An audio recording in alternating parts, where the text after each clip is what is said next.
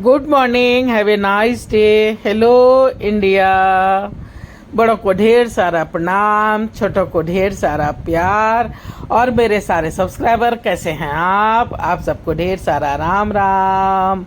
Ganpati Bappa Morya. Welcome back to my YouTube channel Simi की diary में आप लोगों का ढेर सारा स्वागत है। दोस्तों, आज एक छोटी सी कहानी लेके मैं आप लोगों के समक्ष आ रही हूँ और पूरे कहानी को एक ही एपिसोड में डाला है और इसका शीर्षक मैंने रखा है राम लला के दर्शन। काफ़ी लविंग कहानी है, काफ़ी हार्ट टचिंग कहानी है, तो देखिए आप लोगों को कैसी लगती है। किसी शहर में एक बूढ़ी औरत रहती थी। कुछ भी नहीं था उसके पास, ना ही रहने को घर, ना खाने को दाने, जर्जर तन, फटे वस्त्र, कभी यहाँ कभी वहाँ, बस भटकती रहती। जहाँ से सांझ घिर जाए वहीं रात गुजार लेती। संपत्ति के नाम पे एक मैली कुचेली थैली थी जिसमें एक चटाई, एक चादर, 2 जोड़ी कपड़े, एक कटोरा, एक गिलास, साबुन के कुछ टुकड़े, एक टूटी फूटी कंघी। बस यही संपत्ति, यही संसार। ना किसी से कोई बातचीत, ना किसी से शिकवा शिकायत। हाथ फैलाने में आती थी बड़ी शर्म। ना घिघियाती ना रोती, बस एक टक पता नहीं कहाँ किस दिशा में खोई क्या क्या सोचते रहती। ए माँ जी, तू फिर आ गई यहाँ, चल उठ, भाग यहाँ से। मंदिर के पुजारी ने उसे एक लात मारा। वो उठ बैठी, प्रभु को प्रणाम किया, सामान समेटी और निकल ली। फुटपाथ पर बने शौचालय में फ्रेश हुई और सड़क पर लगे चापाकल पे अपने कटोरे से पानी भर भर के जैसे तैसे स्नान किया। कपड़े धो के झाड़ियों पे सूखने डाल दिए और आंखें मूंदे रही। तभी किसी ने कहा, क्या बात है माँ जी, आंखें मूंदे क्या सोच रही हो? उसने आंखें खोली, उस औरत को देखा। इतने दिनों बाद किसी ने इज्जत से पुकारा था। उसकी आंखें नम हो आई। उस औरत ने फिर से कहा, गूंगी हो, कुछ बोल नहीं सकती, कुछ खाया भी है या नहीं? भूख लगी होगी, ये कुछ पैसे रख लो, कुछ खा लेना। वैसे यहाँ की लगती नहीं हो, कभी देखा नहीं है यहाँ पे। उस औरत ने जबरदस्ती 100 के नोट पकड़ा दिए। उसने हाथ जोड़े, आशीष दिया। औरत मुस्कुराते हुए वहाँ से चली गई। बूढ़ी औरत के कपड़े सूख चुके थे। उसने अपने कपड़े समेटे, पोटली उठाई और छड़ी का सहारा ले चल पड़ी। धूप धीरे धीरे तेज होने लगी थी। वो चलते चलते थक चुकी थी, भूख भी लगाई थी। कल रात मंदिर में भंडारा हुआ था, वहीं प्रसाद खाया था। 100 रुपये थे पास में, पर वो खर्च नहीं करना चाह रही थी। बहुत दिनों के बाद उसने 100 रुपये देखे थे। वो उसे संजो कर रखना चाह रही थी, पर पापी पेट शोर मचा रहा था। हाथ मांगने को उठना नहीं चाह रहा था। बहुत कसमकस चल रही थी। वो धीरे धीरे एक दुकान पर पहुंची। क्या चाहिए माँ जी? उसने ब्रेड की ओर इशारा किया। ये लीजिए। वो पैसा देना चाह रही थी, पर बच्चे ने मना कर दिया। रहने दीजिए, ये पानी भी रख लीजिए। उसने कुछ नहीं कहा, चुपचाप चल पड़ी। एक पेड़ के नीचे बैठ के ब्रेड खाया, पानी पिया, बाकी ब्रेड संभाल के रख लिए। उसे नींद आ रही थी। वो वहीं पे लेट गई। लेटते ही उसे नींद आ गई थी। उसे सपने में अपना पुराना जीवन याद आ रहा था, अपनी परिस्थितियां याद आ रही थी, अपने अच्छे बुरे दिन याद आ रहे थे।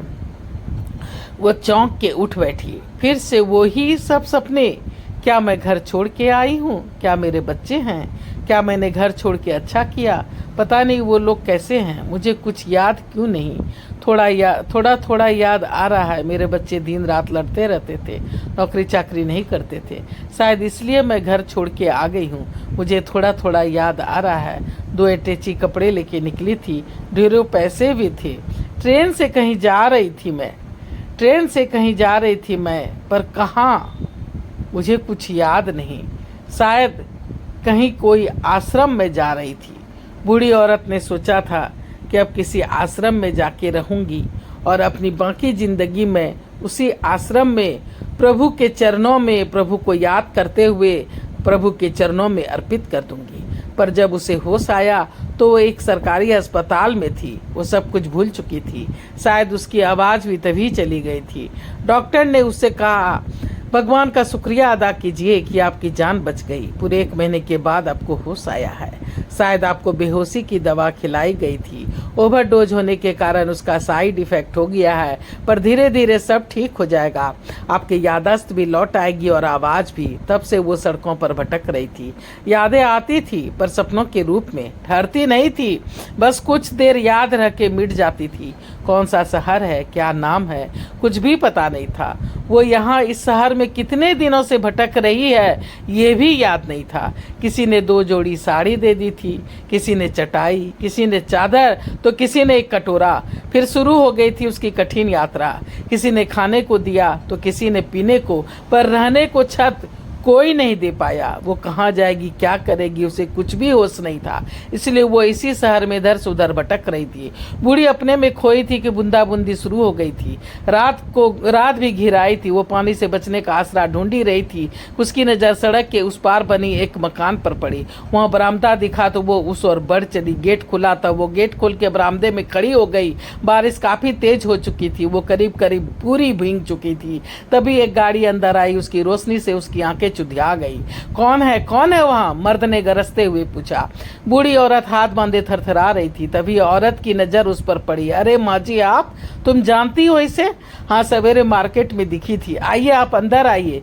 ये सब क्या है? बाहर करो इसे, ये भिखारन है। आप किवाड़ तो खोलिए। आप नाराज मत होइए, जाइए फ्रेश हो जाइए। आइए माँ जी।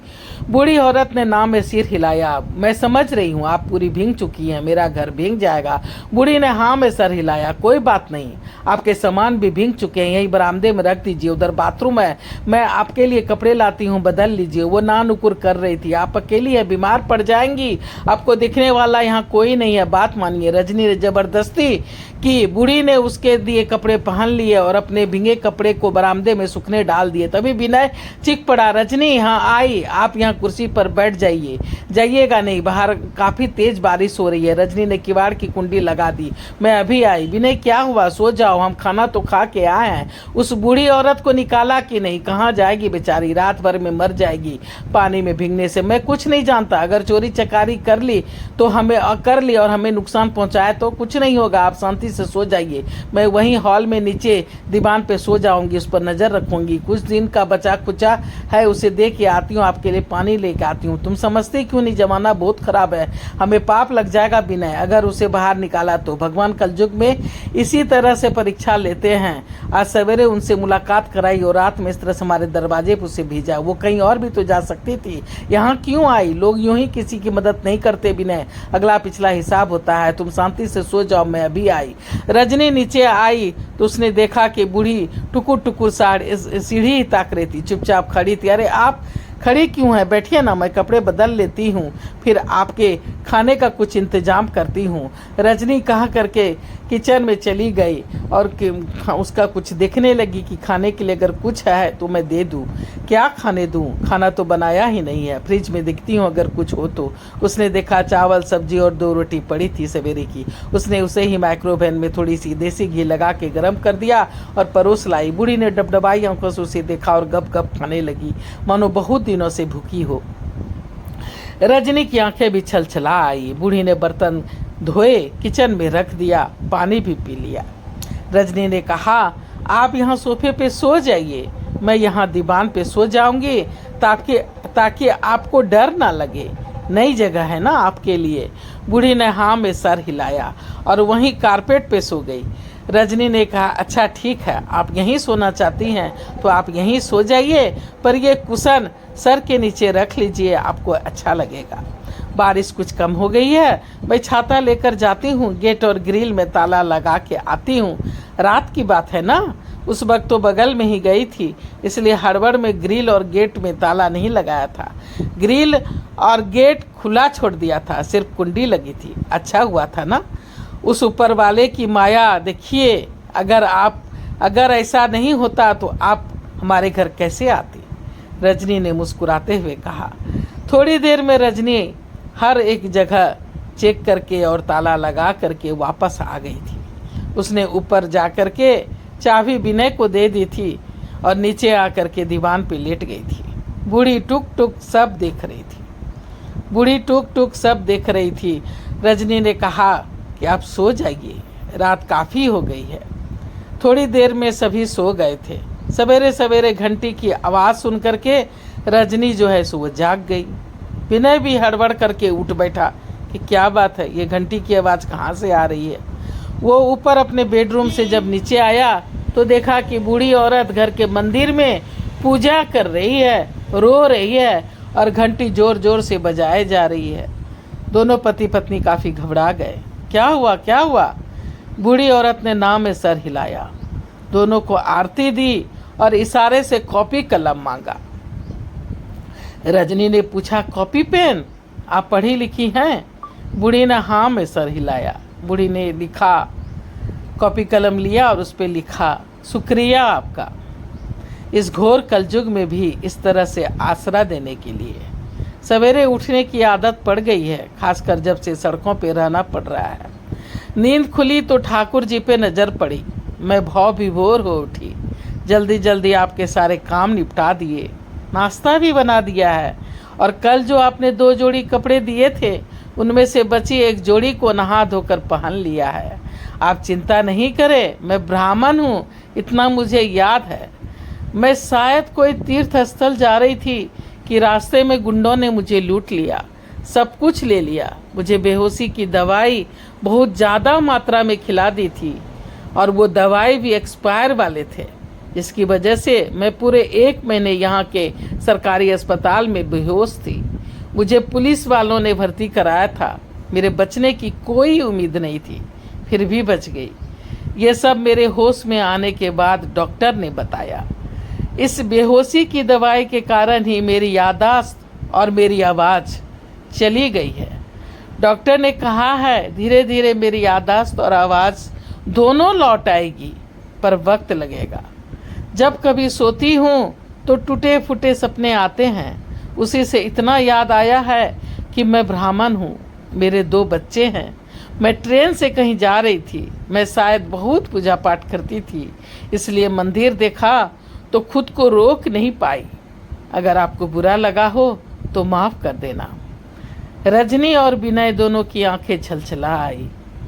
दोनों, देखो एक और वारदात का फल, विनय ने कहा। पता नहीं लोग कब सुधरेंगे। थोड़े से पैसे और सामान के लोभ में किसी के भी जिंदगी से खेल बैठते हैं। वो तो भला हो उन लोगों का जिसने पुलिस को फ़ोन किया, इन्हें अस्पताल पहुंचाया, और शुक्रिया उस ऊपर वाले का जो आपको हमसे मिलवाया। आंटी आप चिंता मत कीजिए, हमें उस हॉस्पिटल में ले चलिए, उस डॉक्टर से मिलवाइए, हम आपका इलाज करवाएंगे, फिर आप बिल्कुल ठीक हो जाइएगा। आपको सब कुछ याद आ जाएगा, आप अपने घर वापस जा सकेंगी। तब तक आप हमारे पास ही रहेंगी।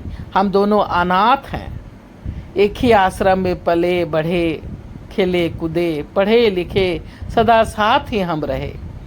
फिर हमें प्यार हो गया। नौकरी लग जाने पे हम दोनों ने शादी कर ली, ज़मीन खरीदा, ये घर बनवाया। पर एक ही तकलीफ़ है, शादी को 7 साल हो गए हैं पर बच्चा नहीं है। काफ़ी इलाज कराया, डॉक्टर का कहना है कि सब ठीक है, पर पता नहीं क्यों खुशियाँ रूठी हुई है। आप आशीर्वाद दीजिए। हम हिंदू हैं इतना पता है, पर किस जात के हैं नहीं पता। हम दोनों काम पे जाते हैं, आप घर पे रहेंगी तो हमारी मदद हो जाएगी। जब आपकी याददाश्त और आवाज़ वापस आ जाए तब चली जाना। तब तक आप इसे ही अपना घर समझे, हमें अच्छा लगेगा। बूढ़ी औरत सिसक पड़ी। उसने अपने दोनों हाथ जोड़ लिए। रजनी और विनय बूढ़ी को लेकर उसी सरकारी अस्पताल में गए, उसी डॉक्टर से मिले। फिर उसका प्रॉपर इलाज शुरू हो गया। देखते ही देखते कुछ ही महीनों में चमत्कार हो गया। बूढ़ी औरत की याददाश्त और आवाज़ लौट आई और रजनी की भी गोद भर गई। बूढ़ी ने अपने बेटे को फ़ोन किया, सारी बातें बताई। फिर उसका बेटा उसे लेने आ गया था। उसके बेटे ने रजनी और विनय को सारी बातें बताई कि माँ अयोध्या रामलला के दर्शन को निकली थी। फ़ोन नहीं लगने पे हम काफ़ी परेशान थे, काफ़ी खोजबीन की, पुलिस में रिपोर्ट भी लिखाया, पर कुछ पता न चला। पूरे 1 साल हो चुके थे। हमने तो सारी उम्मीद ही छोड़ दी थी। हमें तो लगता था माँ के साथ कुछ हो गया, माँ अब इस दुनिया में है ही नहीं। आपका एहसान इस जन्म में नहीं चुका पाऊंगा। आपने जो हमारे लिए किया वो लोग आजकल अपनों के लिए भी नहीं करते। मयंक फूट फूट के रो पड़ा। अरे अब बस कर यार, हमें तो भगवान जी ने हमारी भलाई का फल दे दिया है। रजनी माँ बनने वाली है शादी के पूरे 7 साल बाद। ये माँ जी का ही आशीर्वाद का फल है। तभी बूढ़ी औरत ने कहा, वैसे अयोध्या यहाँ से कितनी दूर है? बस 4 स्टेशन आगे। तो ठीक है, हमें रामलला के दर्शन करा दे, तभी घर चलेंगे। सभी हंस पड़े। बिल्कुल सही, हम दोनों भी साथ चलेंगे। रजनी और विनय भी एक साथ बोल पड़े। तो बोलो सियावर रामचंद्र की जय। तो बोलो सियावर रामचंद्र की जय, पवन सुत हनुमान की जय। जय श्री राम। तो देखिए दोस्तों, मेरी ये छोटी सी सामाजिक कहानी, लविंग कहानी कैसी लगती है? दरअसल इसे लिखा था उसी समय जिस समय प्रभु के तैयारी चल रही थी रामलला के अयोध्या में, उसी समय लिखा था, लेकिन काफ़ी देर से आप लोगों के समक्ष रख रही हूँ। तो चलिए देखिए कैसी लगती है मेरी ये छोटी सी सामाजिक कहानी, छोटी सी पारिवारिक कहानी, रामलला के दर्शन। तो चलिए, अगर अच्छा लगा होगा तो अच्छी बात है, और मेरे चैनल पर अगर आप पहली बार आए हैं तो थोड़ा सा सपोर्ट कर दीजिए मुझे, क्योंकि आपके सपोर्ट की मुझे काफ़ी ज़रूरत है। और मेरे चैनल को थोड़ा सा सपोर्ट कर दीजिए। सपोर्ट करने के लिए सब्सक्राइब कीजिए, लाइक कीजिए, शेयर कीजिए, कमेंट्स कीजिए और बेल का बटन ज़रूर दबाइएगा, ताकि जब जब मैं वीडियो डालूंगी तो आप लोगों को उसका नोटिफिकेशन मिल सके। अब मैं अपनी वाणी को यहीं पे विराम देना चाहती हूँ। जय भोलेनाथ, हर हर महादेव। और आप लोगों का ढेर सारा थैंक्स मेरी वीडियो को शुरू से अंत तक देखने के लिए, अपना सपोर्ट बनाए रखने के लिए। Thanks for everything. Thank you.